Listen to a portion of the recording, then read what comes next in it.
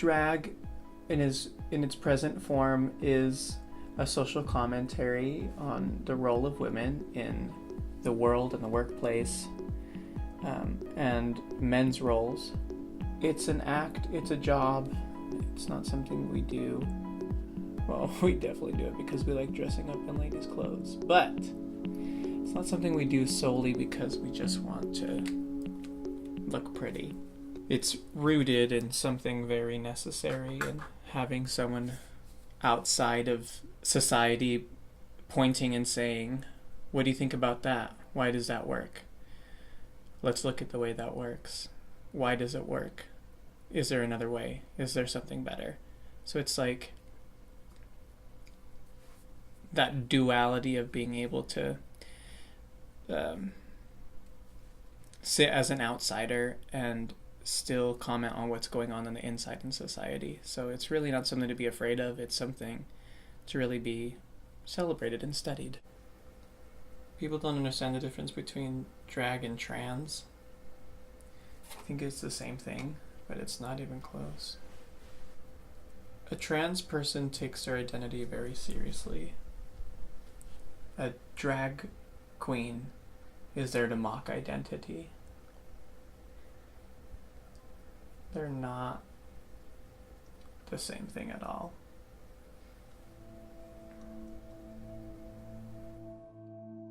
My name came out of the drag culture, where you try to make a pun inside of your name.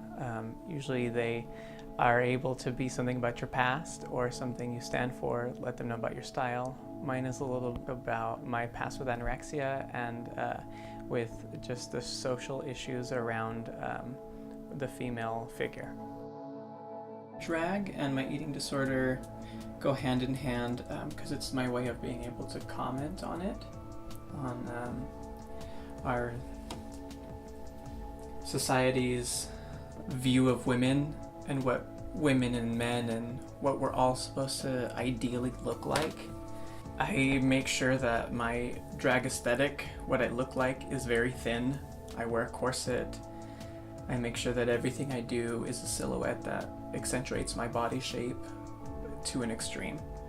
What I present on stage is unachievable, and by doing that, I'm able to comment on how ridiculous it looks. My performances are always large and over the top, and it kind of sends this message that says, wait, but everybody thinks this is beautiful. Why is she looking so ridiculous? Why is she looking so crazy? Maybe what I'm told or maybe what I've thought is ridiculous. I suffer from a lot of mental illnesses and a lot of depression. Drag is the thing that was able to help me get out of that funk. And whenever I feel sad, it just like lifts me back up and reminds me of who I am and what I stand for. And it reminds me of all the wonderful people I've met and just keeps me grounded. Yeah, my personality changes a little bit when I get into drag. I'm more stupid. I'm silly. Everybody loves me. My boy personality and my drag personality are heightened versions of each other. In my own life, I live with a censor. There are things I can't talk about, or in public it's not correct for me to say certain things or to have certain opinions. Whereas in my drag persona, I'm really able to say whatever it is that I actually feel without censorship. It's kind of like a duality, the two sides of the coin of a person. I get to be that educated person in my life, and then I get to be that dumb, lowbrow person in my drag life. My face looks interesting today. It looks beautiful. Thank you, that's so sweet of you.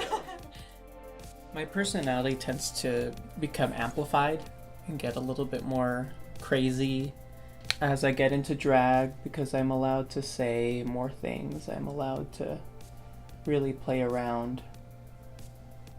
It allows me to really feel more comfortable in my skin. It's like I'm putting on a persona, I'm putting on this other face. I'm not that funny out of drag, but in drag, somehow I think quicker, things just make sense quicker. I'm able to express something on stage that puts up a mirror to other people and says, but are you happy? But are you content with how you're living?